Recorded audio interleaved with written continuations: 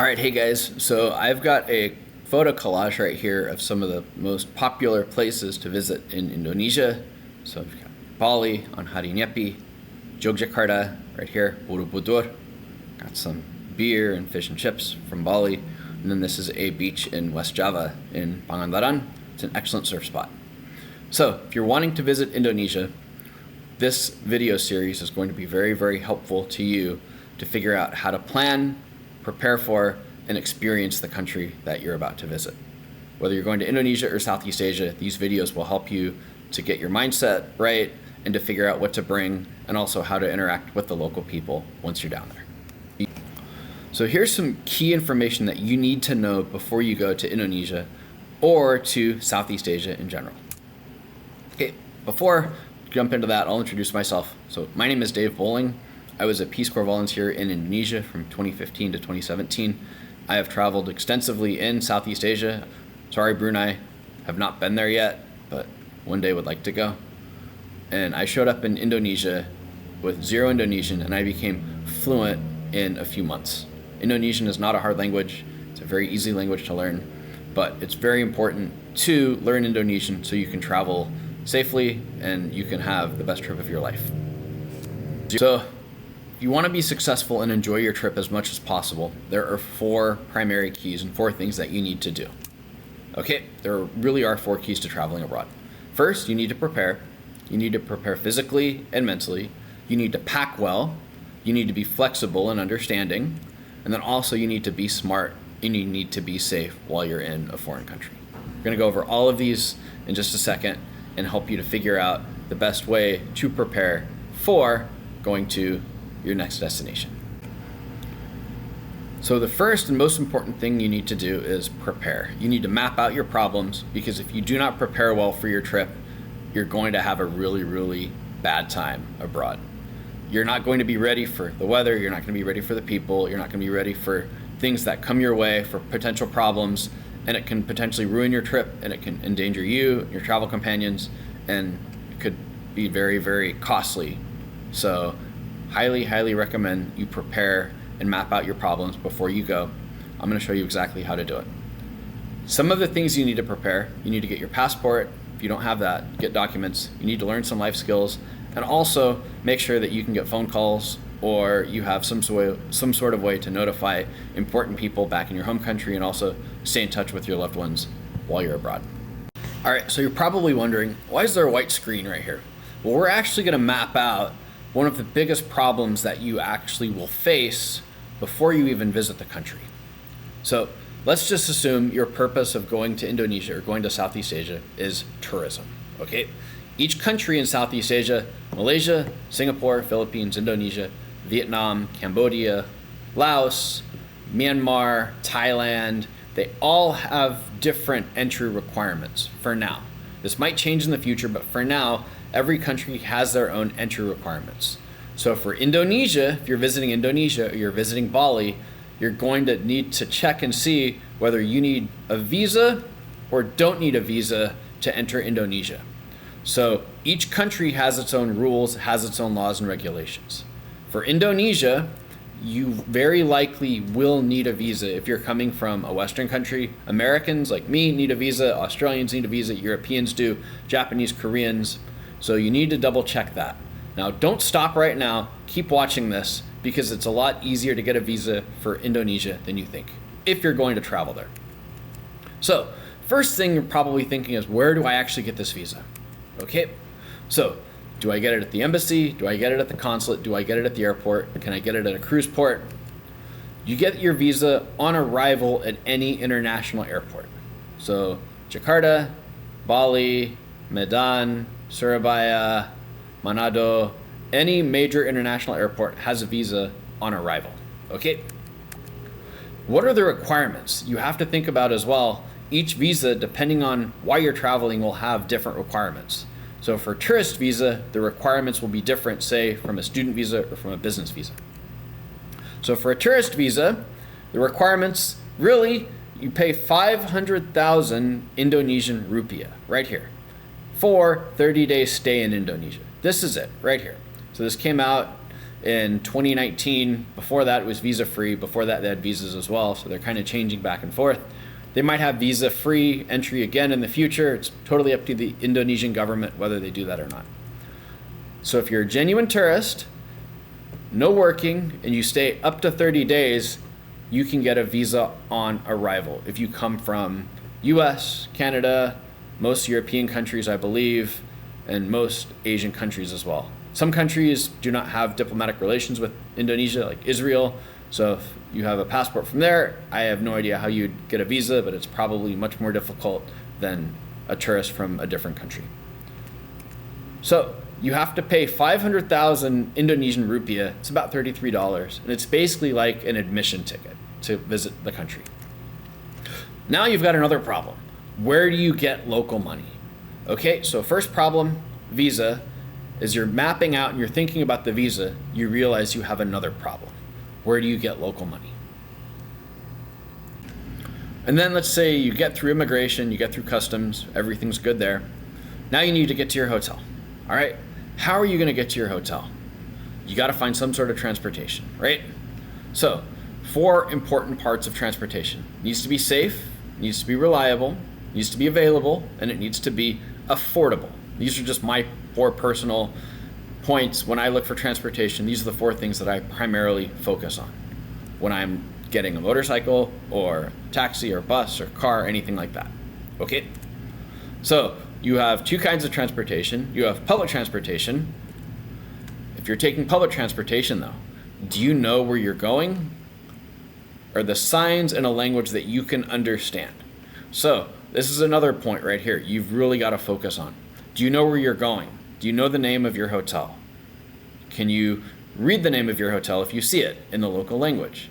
Do you have a map of it? Do you have all of this information on you in case your phone doesn't work, that you can still get to your hotel and potentially get some rest after a really, really long trip?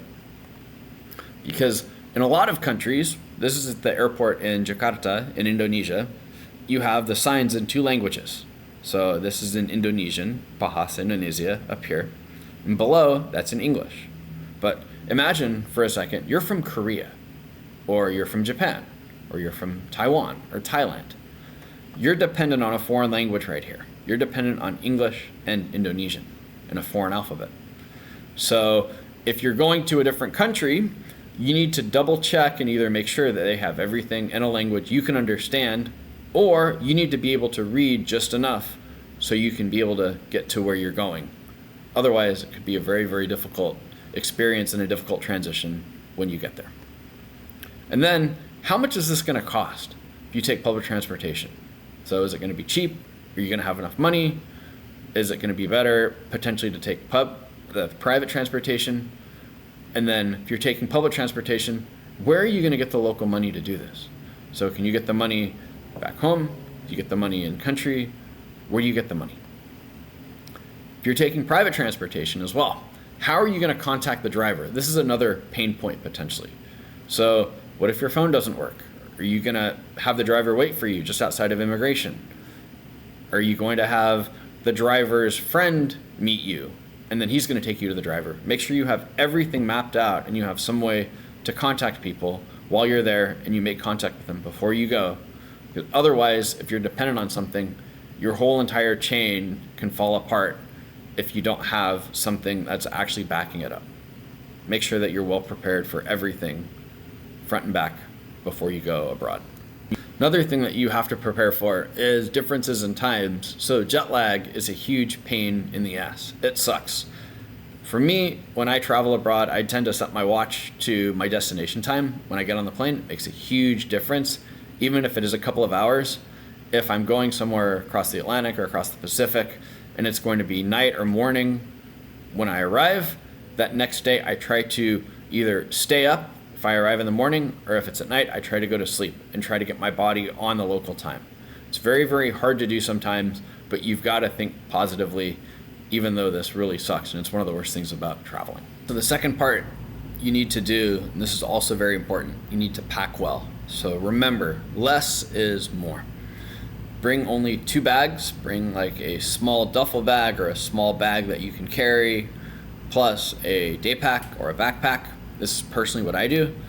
I don't want to bring a big roller bag with me. It can cost a lot of money if you're checking them on airlines, and they can get lost. I've had a bag lost before and it's ruined my trip. Actually, it's happened several times.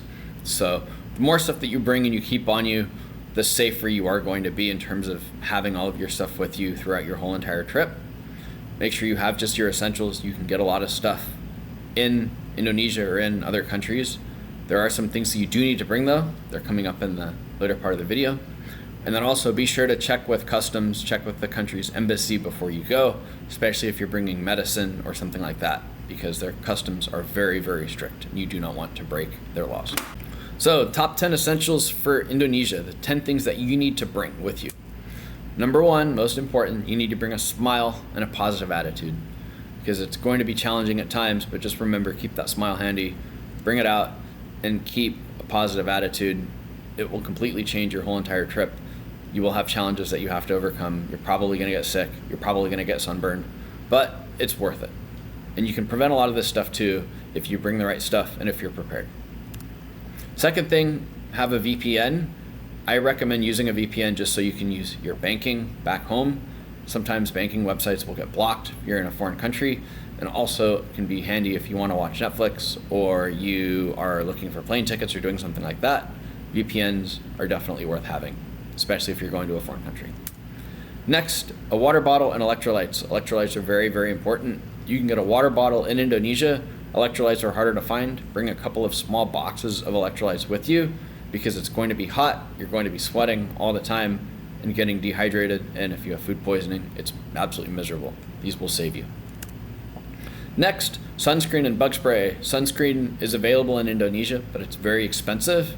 I would recommend bringing your own. Bug spray as well is very, very hard to find, and it's not very good. Bring some from your home country. The mosquitoes are really bad, and you'll be very, very happy that you did. Okay, Ziploc bags are very handy as well. You can use them to protect your phone or protect something if it's raining, and also you can just put stuff in them. They're very, very nice to have, and they're hard to find in Indonesia. Also, Indonesia uses the European power adapters, the round ones. You can get one of those. I would recommend getting one with a power adapter that will protect you in case there is a power surge. Power surges do happen frequently in Indonesia and in developing countries, so make sure you spend the extra money, protect your stuff, so you're not going to be SOL and angry at yourself for cheaping out on a $5 adapter and losing your $1,000 laptop. Okay. Next, you need to have a good quality backpack, something that can get wet, because it is very likely going to rain on you and it is going to get wet at some point. If nothing else, Indonesia is very humid, and the humidity can do a lot of damage to items. You should also have a prepaid travel card that can take money out of ATMs. Paying for stuff with credit cards is perfectly fine in Jakarta and in Surabaya and in tourist places. It's actually preferred by Indonesians. They're trying to get rid of cash. But if you want to take money out of an ATM, you should always use a prepaid travel card, simply because you're not going to put your personal accounts back home at risk. Scams and skimming does happen at ATMs in Indonesia, so just be careful of that. Bring Pepto-Bismol or Imodium, because chances are you're probably going to get sick at some point, even if you are healthy and you do take care of yourself, just because the food is different down there. And then also, I can't stress this last point enough. Save the best for last. Bring some kind of souvenir or keychain from your hometown. In Bahasa Indonesia, they call this ole-ole. And if you meet random people, it can be a lady on the bus, it can be the guy selling you coffee. If you start to have a conversation with them and you get to be friends with them, if you give them an ole-ole, it basically means that this person is going to be your friend, and you see this person as a friend.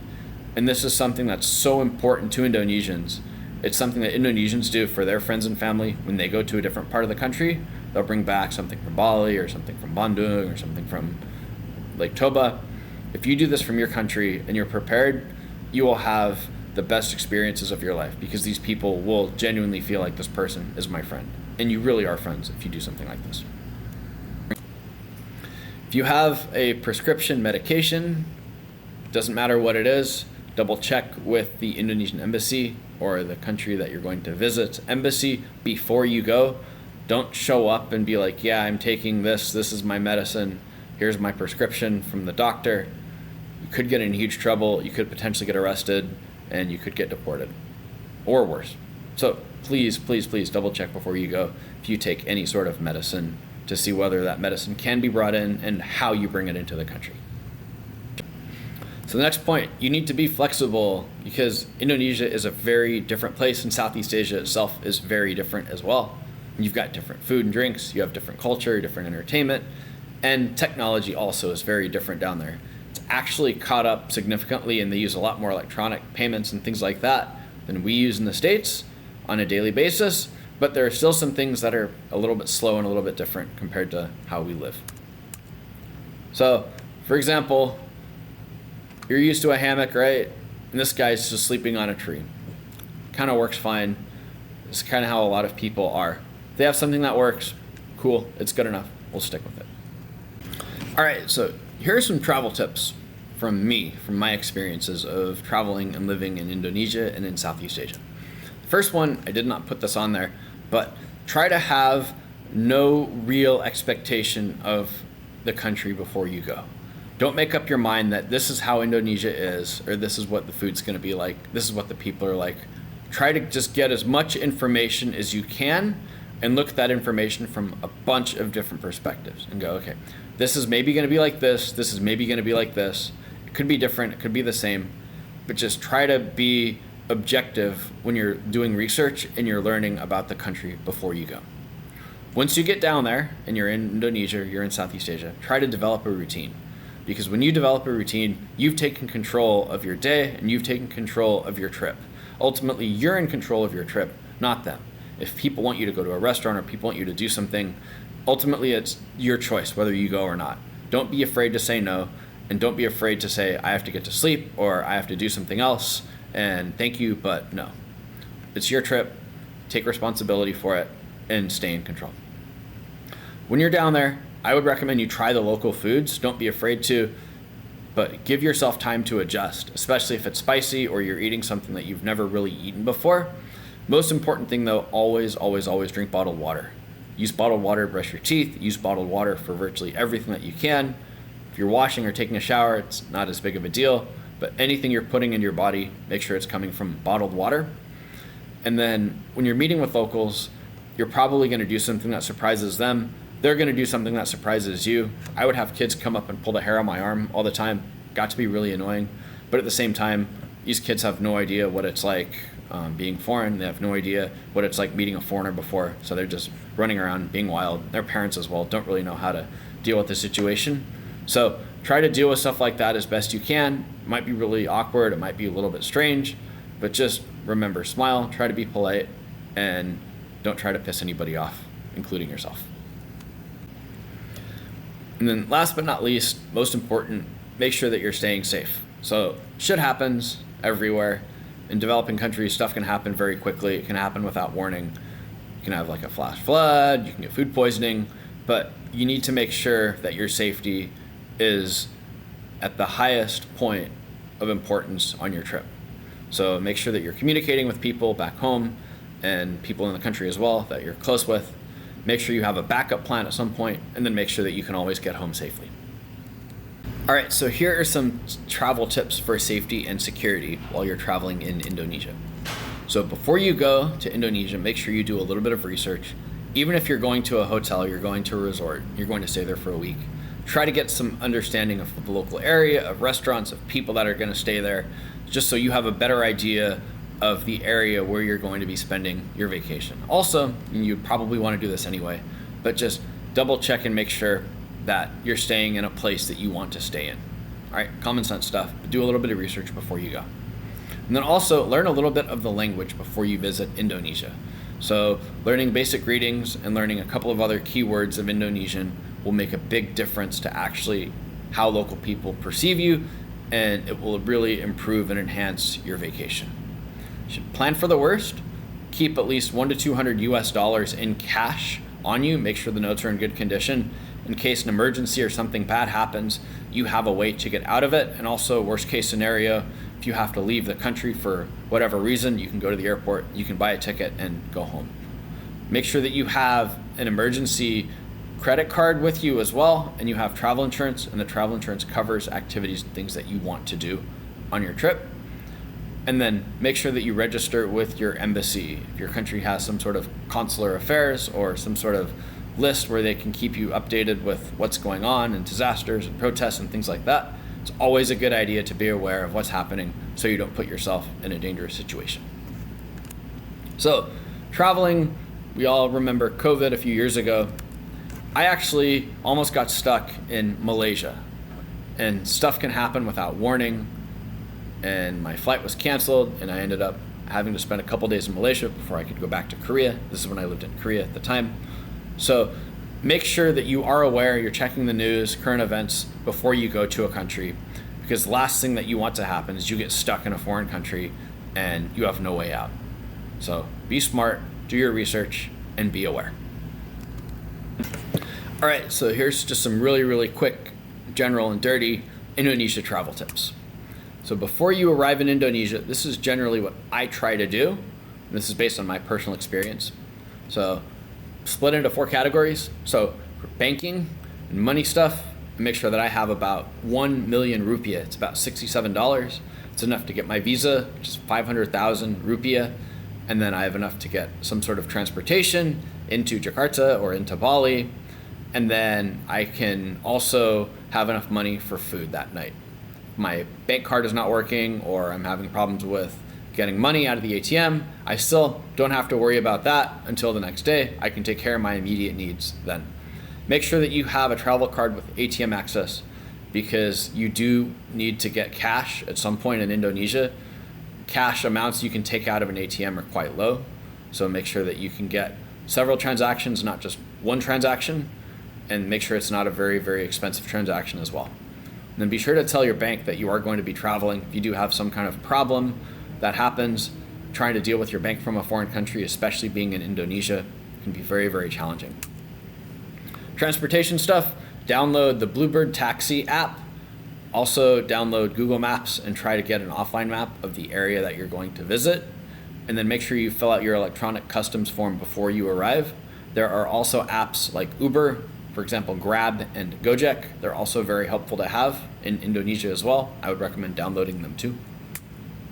And last but not least, be prepared to wait in line at places, because it can be very, very long to get through immigration and customs and get transportation at the airport. So just be aware. With Indonesians, and the people are very, very nice generally, try to reach out to them online, look on Reddit, look on forums to try to find out what's going on in Indonesia and try to maybe learn more about the country before you actually visit. Be ready for unwanted attention in Indonesia. People are going to probably look at you, they're going to stare, they're going to call mister or mis and try to talk to you. 95, probably 96% of the time it's very harmless. People are very kind. There are some bad people though. At the airports especially, be very careful if a man comes up to you and says, do you want a taxi or do you want transportation? Can I take your bag? Just completely ignore them. Don't acknowledge them. Don't talk to them. Just keep going. Learn some basic greetings as well before you go to Indonesia. They will make a huge difference. I know I've talked about it a lot, but basic greetings will really grease, I guess, the awkwardness between you and the other person, and it'll make your whole entire trip much more smooth sailing. Then for your mindset, most important, you need to be patient, you need to stay positive as well, and don't be afraid to say no. So take control of your trip yourself, do things that you want to do, and don't be afraid to say no if something isn't going to work for you. Also try to keep an open mind though at the same time. And then recognize that within Indonesia, it's a very big country and it's very different. So Bali is different from Papua, it's different from Sumatra, different from Java. West Java is different from East Java, and it's different from Central Java, and it's different from Jakarta. So each place you go, there are going to be small differences. There are going to be big differences as well between culture and language. Just keep an open mind throughout the whole entire time that you're in the country. And be prepared to be treated like a celebrity. If you're riding a bicycle or walking down the street, somebody might take out their phone and start filming you or something like that, or come up and talk to you. So it's just part of being in the country. In tourist areas, not as much, but in the countryside, it's very, very common. And then after you arrive in Indonesia, so be aware of ATMs, double check ATMs, because there are ATMs that are sketchy, and you know a sketchy ATM when you see one. In Indonesia, they have some that will skim your card, make sure that you exchange your money at legitimate places. There are a lot of legit currency exchange places. There are a lot of sketchy ones as well. If you do it at a legit place, they'll generally ask you for your passport and they will give you a fair exchange rate. It might be 2% or 3% different from the actual exchange rate of the day. Some of the other places where they give you a better rate or it looks like you're making money are scams. They're generally going to give you less money and they're going to generally try to take advantage of you being a foreigner. So do not go to those places. They're much fewer and far between than they were a few years ago. Make sure that you have small coins and bills with you, especially people are going to come up to you and they're going to try to play a guitar or they're going to sing. They're kind of performing musicians. A lot of them don't have jobs and a lot of them are one step away from being homeless. So small coins and bills can be really helpful to give to them. Generally, they're not aggressive. Sometimes they can be, though. So make sure you have those small bills with you. Even if you give them like 1,000 rupiah, which is a few cents, it'll be perfect and they'll just go on their way. And with that, carry only what you need. Don't carry a bunch of cash with you. Don't carry a bunch of extra stuff. Carry just your wallet, your passport, and some other things that you really need to have on you. Don't carry everything with you everywhere you go. Not only it's a pain, but it can just cause a huge mess for you in case something gets lost or stolen. Transportation, make sure that you have your safety first. Your safety is your most important thing. Bluebird is by far the best. That's why I personally recommend it. You can use the Uber equivalents, Grab, Gojek, but Bluebird is by far the best. It's the safest. If you rent a scooter, be very careful of that. Some scooter rental places are very sketchy. They will try to take your money. They'll give you a scooter that breaks down on you, or they'll give you a scooter that may not be completely licensed or completely street legal. Cops are in on this sometimes too, where the cops will be just kind of waiting. Tourists pull out with a scooter and they go, oh yeah, nice scooter. Oh, there's something missing or whatever. And we're going to charge you 60 US dollars. It's about 1 million rupiah because you're in violation of something. So be very careful when you rent scooters. Make sure that you have an international scooter driver's license because the police will check. And if you don't, then they'll be obviously trying to get money from you. And then be very mindful of your stuff on buses and on trains as well. I've had a Kindle taken before. This was a long, long time ago. Generally, Indonesians on trains are very nice. Talk to older people, generally older ladies and moms first. Build a relationship with them. And they will do whatever they can to help you out. So if you need to get up and go to the bathroom or something like that, people are not going to touch your stuff. And I've taken a train probably close to 100 times, and I've had one thing taken. So I just say, okay, it's bound to happen at some point. It's not common, but still be careful. After you get to Indonesia, when you're working and talking with and making friends with Indonesians, try to use Bahasa Indonesia, especially the 25 keywords of Bahasa Indonesia, because they really will make a huge difference in terms of you showing respect to them and the people wanting to talk to you and help you out. Older ladies, ibus, ibu, and bapak, people who are not, super, super old, but people who are older, maybe have kids, have families, generally are very nice, they're very helpful, and they will do whatever they can to help you out if you start talking to them. They will maybe also give you some unwanted attention, but at the same time use that as a way to talk to them and to build a short-term or a long-term relationship with that person. And remember, if something is going wrong for you, if it sucks, this person is a jerk, you don't have to talk to them. You can say, no, I'm sorry, I'm busy or I'm tired, and just go off and do your thing. It's going to be okay. And then for the mindset, every single day you're in the country, set small goals and try to achieve them. So set a goal of either learning something or seeing something or doing something or talking to a number of people and make that happen. If you do that, your confidence will really, really start to boom and you will feel like your trip has been very worthwhile. Things are going to get hard. Make sure that you don't give up. Indonesian is a difficult language at times. Overall, it's easier, but there are still things that will trip you up. And people will sometimes speak very, very quickly. If they're speaking too fast, it can be very frustrating, or if they're mixing in their local language with Indonesian, it can be very frustrating. Don't give up, just accept that this is Indonesia and these are Indonesians. This is how their life is, and this is what they're used to. And during your trip, you will have some sort of a moving emotional experience. So you might see real poverty for the first time, or you might meet somebody that changes your life, or you might get to do something like climbing a volcano that you've always wanted to do, and you feel a new sense of power that you've never felt before. So make sure that you're aware of this, that something is going to change you while you're in this country, and hopefully for the better. If you need any help or have any questions about Indonesia, please feel free to reach out, shoot me a message. I'll do what I can to help you out. Selamat jalan dan hati-hati.